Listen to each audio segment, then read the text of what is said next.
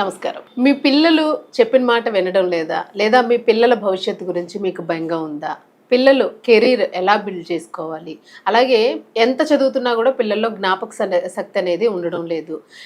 పిల్లలు చక్కగా 10థ్ క్లాస్ చదివేశారు. ఇంటర్మీడియేట్‌లో ఏం తీసుకోవాలి? అనుకున్న ర్యాంక్ వచ్చిందా లేదా? రాకపోతే డిప్రెషన్‌లోకెళ్ళిపోయారా? సో, ఇలాంటివన్నీ గూడా పిల్లలకి సంబంధించి రకరకాల ఇబ్బందుల్ని తల్లిదండ్రులు గూడా ఫేస్ చేస్తూ ఉంటారు. మరి పిల్లల్ని ఎలా మలుచుకుంటే వాళ్ళు అనుకున్న రూట్‌లోనే మనం వాళ్ళకి మంచి కెరీర్ ఇవ్వగలుగుతాము. దానికి సంబంధించి ఏదైనా రెమెడీ అనేది ఉందా? దైవపరంగా మనం చేసుకునేది ఏదైనా ఉందా? ఇమ్మీడియేట్‌గా మనం వాళ్ళకి మంచి లైఫ్ ఇవ్వడానికి. సో, దాని గురించయితే ఈరోజు ఒక మంచి ఐడియా అంటే మంచి రెమెడీ చెప్తా అన్నారు గురువుగారు. గురువుగారితో మాట్లాడేద్దాం. నమస్తే గురువుగారు. నమస్తే తల్లి. సోమశం శిరసాసనం. పిల్లలకు సంబంధించి చెప్తా అన్నారు. భలే హ్యాపీగా అనిపించింది. ఎందుకంటే పిల్లలు బాగుంటేనే కదా మనకి టెన్షన్ ఉండదు. వాళ్ళ కెరీర్ బాగా బిల్డ్ అవుతుంది. సో, ఏంటి రెమెడీ అసలు ఏం చేస్తే పిల్లల కెరీర్‌ని మనం బాగా డిజైన్ చేయొచ్చు? అయితే మన పిల్లలు పుట్టినప్పటి నుంచి ఎదిగేదాకా చదివించేస్తాం. చదివించేసిన తర్వాత సరే వాళ్ళ డిసిషన్స్ కొని 10th తర్వాత ఏది తీసుకోవాలని కొన్ని డిఫరెషన్స్ ఉంటుంది. ఏది తీసుకోవాలి అది కూడా చదివేశారు. మంచి బాగా చదివేశారు. దాని తర్వాత బయట దేశం బై అవుట్ ఆఫ్కి వెళ్ళి చదవాలన్నా, మ్యారేజ్ సంబంధించి వెళ్ళాలన్నా, బిజినెస్ రూట్లో వెళ్ళాలన్నా, లేకపోతే నా జాబ్ పరంగా వెళ్ళా అంటే కొన్ని డిఫరెన్స్ కొన్ని పెళ్లి పరంగా వచ్చేస్తుంది. మ్యారేజ్ తర్వాత ఎలా మ్యారేజ్ ఎట్లా చేసుకోవాలి, ఏ విధంగా ఇలాంటి అమ్మాయి దొరుకుతుంది, ఇవన్నీ కూడా పిల్లలకు సంబంధించి మ్యారేజ్ సంబంధించి ఎలా అవుతాయి అంటే డిఫరెంట్ సరైన మార్గం ఎంచుకోలేక డిస్టర్బ్ అవుతూ ఉంటారు అనమాట. ఏం వెళ్ళాలి, ఏం చేయాలని మొత్తం డిఫరెన్షన్స్కి వెళ్ళిపోయి మొత్తం ఆలోచన శక్తి మొత్తం ఆలోచనలు పెట్టేసి ఒంటరి కూర్చొని ఏమో ఆలోచిస్తారు, ఏదో చేస్తుంటూనే ఉంటారు. అలాంటి వారికి మనము పిల్లలు సెటిల్ అవుతున్నాయి కదా, మనం హ్యాపీగా ఉంటాం. ఎన్ని లక్షలు ఎన్ని కోట్లు ఉన్నా కూడా మన పిల్లలు బాగుండి ఉన్నత స్థాయికి వెళ్ళి ఒక సిస్టంలో చెప్పుకోవడంటట్టు ఉండాలి. నా బాబు నా పాప అన్నట్టు చెప్పుకునేటట్టు ఉంటేనే మనకు ఆనందం ఉంటుంది. తల్లిదండ్రులకి ఇవ్వాల్సిన గిఫ్ట్ అది ఒకటే.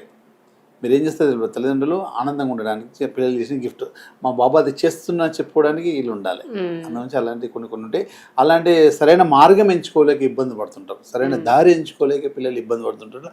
అలాంటి దారి ఎంచుకొని ఉన్నత స్థాయి మార్గంలో వెళ్ళాడు, సరైన మార్గంలో వెళ్ళడానికి సరైన రోడ్డు సరైన మార్గం వాళ్ళకు దొరికేటట్టుగా ముందుకు వచ్చేటట్టుగా చిన్న రెమెడీ చెప్పేద్దాం. మీరు ఆనందంగా ఉండాలని నా ఆలోచన ఇంకేం లేదు. మీ పిల్లలు బాగుంటే మీరు ఆనందంగా ఉండాలి. నాకు కావాల్సింది అది ఇంకేముంది. అందుగురించి ఎంత డబ్బు ఉన్నా ఏదైనా డబ్బు సంపాదించే ఆరోగ్యంగా ఉన్నారు, కాకపోతే ఉన్న టెన్షన్ ఇది కూడా ఉంటుంది. అది ఈ టెన్షన్ కూడా పోవడానికి చిన్న మార్గం చెప్తున్నాను. చిన్న రెమెడీ. అందుగురించి స్కూల్స్ ఓపెన్ అయిపోయినాయి, చేస్తున్నారు.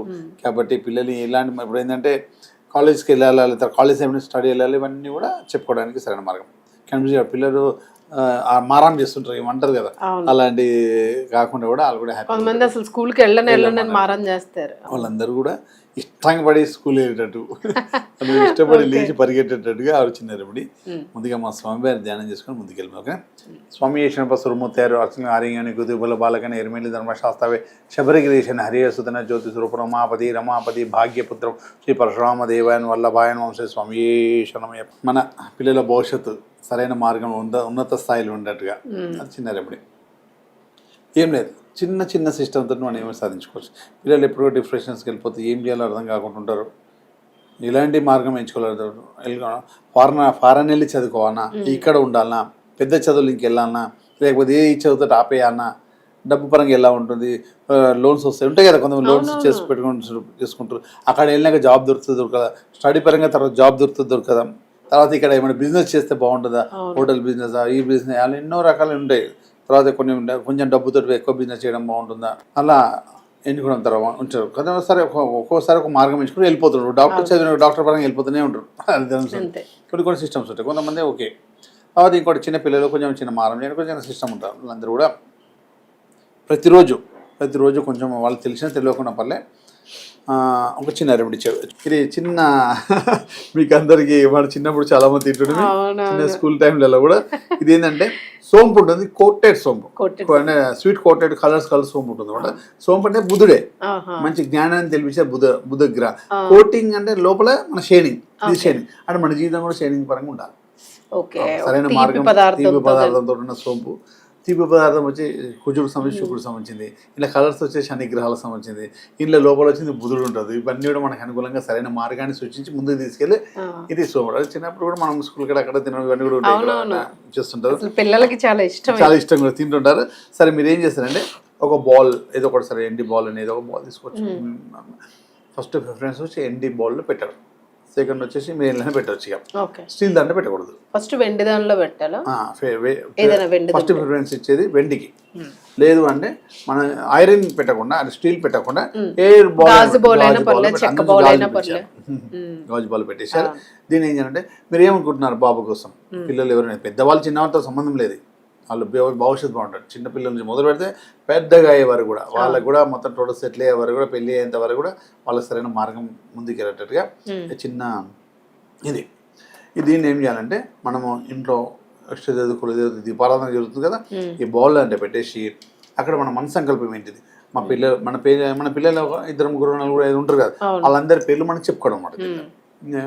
వాళ్ళ నక్షత్రాలు కూడా చెప్పుకోవడం, వారి పేరు నక్షత్రాలు ఉంటే చెప్పేసుకుని అక్కడ పెట్టేసి దేవుడి దగ్గర పెట్టేసిన తర్వాత దీన్ని ప్రతిరోజు కూడా మళ్ళీ మనం మామూలుగా మూతేసి మన ఫస్ట్ దీన్ని మొత్తం క్యాప్ ఉన్నది తీసుకోవాలి.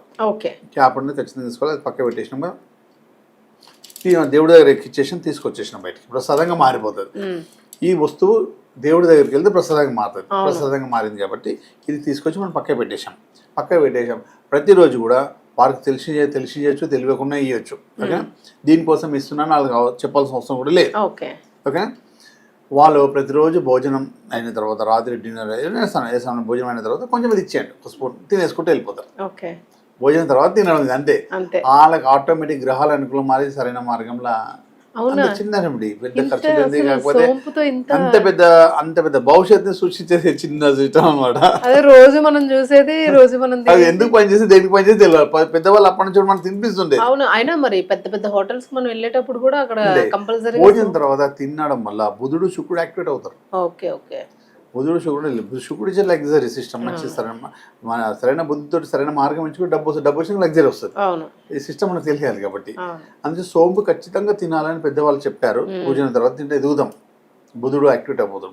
బుధగ్రహ బాగుంటే మనం ఎంచుకున్న జ్ఞానం కానీ అవన్నీ కూడా బాగుంటాయి. అందుగురించి ఏంటంటే ఇలాంటి చిన్న చిన్న రెమెడీసే మన జీవితాన్ని మారుస్తాయి. కాబట్టి అలా చిన్న రెమెడీ చెప్పి మీరు ఉన్నత స్థాయికి వెళ్ళాలి అనే ఆలోచనతోటి ఇవి పిల్లలకు తినిపిస్తే దగ్గు వస్తుంది, స్వీట్నెస్ ఉంది, అదేం లేదు. 2-3 తినడం పెద్ద విషయం కాదు. అవి మన మూమెంట్. పెద్దవాళ్ళ నుంచి ఎవరైనా తినచ్చు. కలర్ సోంపే ఉండాలి, కలర్ సోంపు ఖచ్చితంగా ఉండాలి. ఇట్లా కోటెడ్ ఉన్న కలర్ సోంపు తినాలి. కాకపోతే మా పెద్దవాళ్ళు ఎవరైనా కూడా మామూలు సోంపు తింటే చాలా మంచిది. మామూలు రెస్టారెంట్ లో వైట్ కోటింగ్ అది తినకండి. వైట్ కోటింగ్ తోటి ఉన్న సోంపు తినకండి. ఈ కలర్స్ తోటి ఉన్న తినండి, లేకపోతే మామూలు సోంపు తినండి. మామూలు సోంపు ఏమేమి వేస్తారు తెలుసా? అలా కడి చక్కెర వేస్తారు, కడి చక్కెర మిస్త్రీ వేస్తారు, సోంపు వేస్తారు, మామూలు గ్రీన్ కలర్ సోంపు. అది ఉంటే ఖచ్చితంగా నేను, ఎందుకంటే మన ఇంట్లో కూడా ప్రతిరోజు కూడా ఆ కడి చక్కెర చిన్న ముక్కలు ఉంటే తర్వాత సోంపు ఇది ప్రతిరోజు మనం తినడం వల్ల మన శుక్రుడు బుధుడు ఇద్దరు కూడా యాక్టివేట్ అవుతారు. మన గ్రహాలు అనుకో నెగిటివ్ గ్రహాలు పాజిటివ్గా మారుతాయి 2 కూడా. అందునుంచి 2 ఖచ్చితంగా ఉండాలి. అందునుంచి ఇది మాత్రం మన పిల్లల భవిష్యత్తు కోసం మనకు తినిపించాలి. మీరు తినాల్సింది అది, పిల్లలు తినిపించాల్సింది ఇది. ఓకే. సూపర్ గురువు గారు. చూసారు కదండి సోంపు. ఈ సోంపుతోనే ఇంత పెద్ద రెమెడీ ఉందని అసలు మనకి తెలియదు. అంటే నాకు తెలియదు. మీకు ఏమైనా తెలిస్తే కామెంట్ బాక్స్లో కామెంట్ పెట్టండి. సో ఈ సోంపుని పిల్లలకి ఎట్లా తినిపించాలి ఏంటనేది ఫుల్ వీడియోలో గురువుగారు చెప్పారు. వీడియో స్కిప్ చేయకుండా చూడండి. చూస్తే అంటే చాలామంది సగం వరకు చూసి ఇంకా చెప్పలేదని అనుకుంటూ ఉన్నారు. బట్ వింటూ ఉంటే మనకి ఒక ప్రాసెస్లోనే చెప్తారనమాట. దాన్ని ఎలా చేయాలి, ఎందుకు అది పనికొస్తుంది, ఏ గ్రహాలు అనుకూలిస్తాయి, ఏ టైంలో చేయాలి. సో ఇలాంటివన్నీ క్లియర్గా ఉంటే వీడియో మొత్తం స్కిప్ చేయకుండా చూడండి. సో సోంపు రెమెడీ మీరు కూడా పాటించేయండి, పిల్లలకి మంచి భవిష్యత్తుని అందించండి.